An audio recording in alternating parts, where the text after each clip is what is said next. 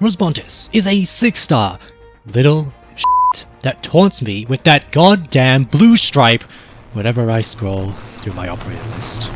As the third limited operator, Rosalina's role on the battlefield is to die, and the reason why she dies is because she's level 1, and the reason why she's level 1 is because I'm trying to get it into Kal'Tzit's thick skull to stop employing children.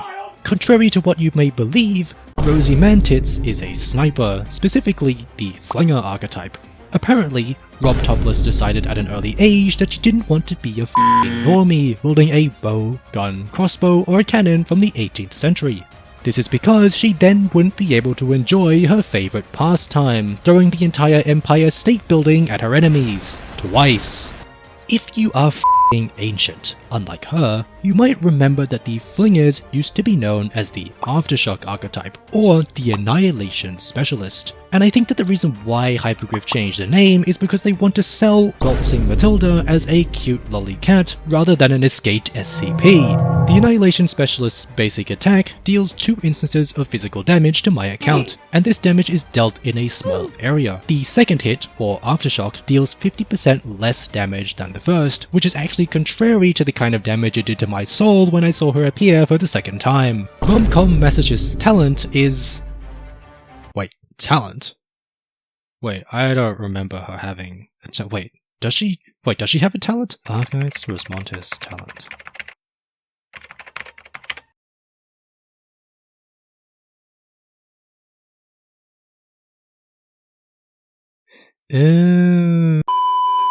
Romance on Mondays Till I Suffer's skill is Expanded Cognition, a defensive recovery skill that makes her next attack deal extra arts damage, and contrary to what the name might suggest, this skill is really good if you want to turn your brain off. Please also keep in mind that the rock's hard man titties, despite being a sniper, cannot hit flying enemies, because her main method of attack is crushing their skulls under the overwhelming weight of 1000 Amoebomu that are crushing me under their soft gargantuan mass, and as I slowly descend into the darkness below, I realize that my time has come and I must let go of more. Additionally, Rosa Mystima Tulopsis is also extremely based, although like the base, she is most certainly a beta.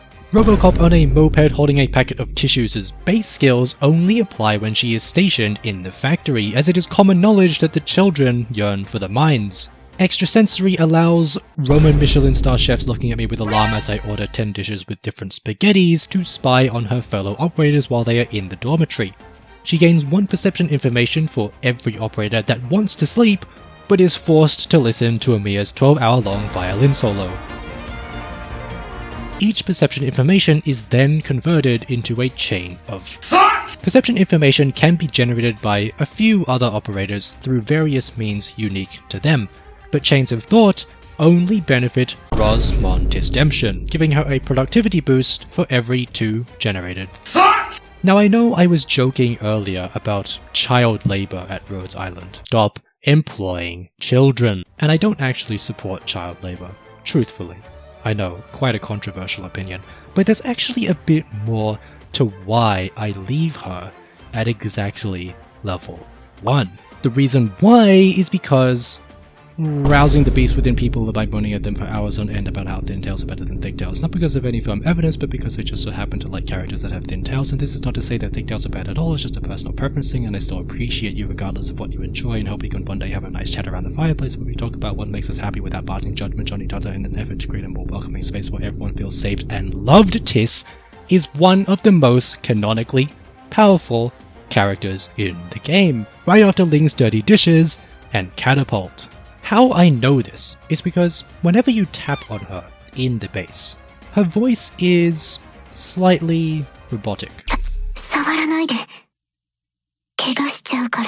A bit muffled, kind of unclear. In a similar way to how my voice is f***ing obliterated by my shitty microphone, which leads me to believe that she is speaking directly into my mind, which leads me to believe that she can access my mind without my consent, which leads me to believe that she may have seen things that she would rather not have seen, which leads me to the frightening conclusion that she might know about the other day where I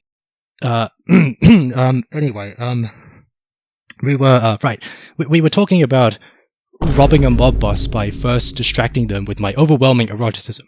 Right. Would you put her in harm's way, just so that you could get one more Originite Prime? Some of you might have answered yes, but all that tells me is that you probably killed her for fun in M86. You should cherish your rotisserie a multitude of shapes in my mind because it's my fetish. Because there will come a day where you will applaud yourself for making friends with gods. If you aren't sold at this point, let me instead give you a warning. But please, I beg you, do not tell anyone that we had this conversation. If you level Respondus, you are possibly instigating one of the worst disasters Terra has ever seen. The days of Eripathy, war, and suffering will appear like a joyous memory as the entire world is engulfed by pure and unfiltered power, the likes of which is unimaginable. Now, why would such a cute cat, who is shown to have very good control over her emotions, become such a monster? Well, have you ever thought about death, Doctor? Death comes to us all, whether we like it or not.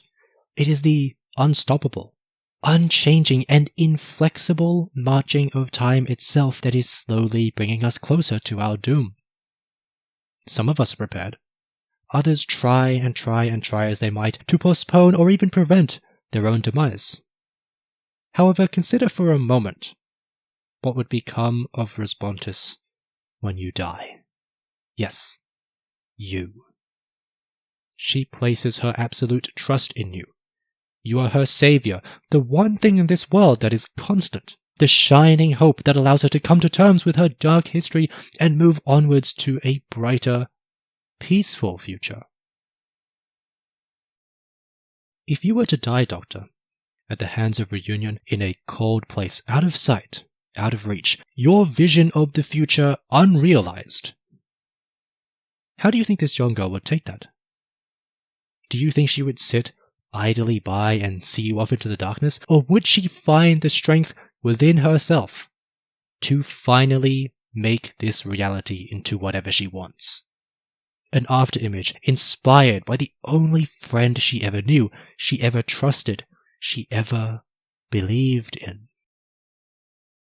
I do not know the answer to this question, Doctor, though it haunts me at night. But for all of our sakes, for the future you believed in, for the friends you made along the way, for those who sacrificed it all in the hope that one day love would prevail, I simply ask of you, I simply request that you give me my damn Mudrock!